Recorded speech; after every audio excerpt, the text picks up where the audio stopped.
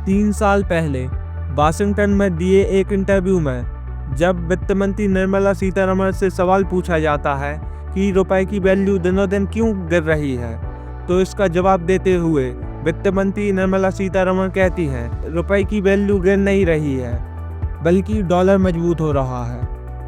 कोई सेंस है इस बात की? हमें बहुत लग रही दुश्मनी। भारतीय रुपया यूएस डॉलर के प्रति 90 के स्तर को पार कर गया है, जो कई वर्षों से बनते आ रहे दबावों को दर्शाता है। यह कदम महीनों से कमजोर पूंजी प्रवाह, मजबूत आयातक मांग और बढ़ती लागत को लेकर चिंतित कंपनियों की नई हेजिंग गतिविधि के बाद आया है।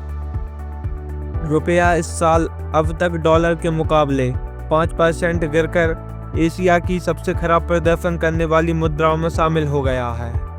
भारत के सबसे बड़े बाजार अमेरिका द्वारा भारतीय सामानों पर 50% तक के उच्च शुल्क टैरिफ के कारण निर्यात प्रभावित हुआ है, जिससे विदेशी निवेशकों के लिए भारतीय शेयरों का आकर्षण कम हुआ है।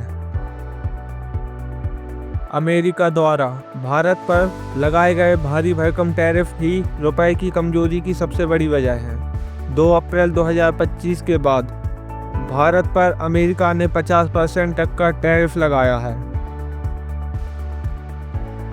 भारतीय रुपया के लिए 2025 बेहद खराब साबित होता नजर आया है। अमेरिकी डॉलर के मुकाबले अब तक इंडियन करेंसी करीब 5% के आसपास फिसल चुकी है।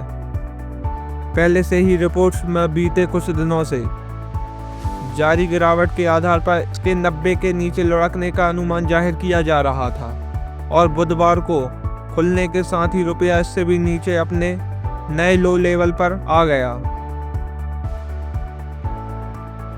रुपए के गिरने से या कमज़ोर होने से भारत के लिए तेल आयात महंगा हो जाता है, क्योंकि हमें अपने ज़रूरतों के लिए डॉलर में भुगतान करना पड़ता है, जिससे पेट्रोल, डीजल और खाने के तेल जैसी चीज़ों के दाम बढ़ जाते हैं और आम आदमी के बजट पर सीधा असर पड़ता है, जिससे महंगाई बढ़ती है।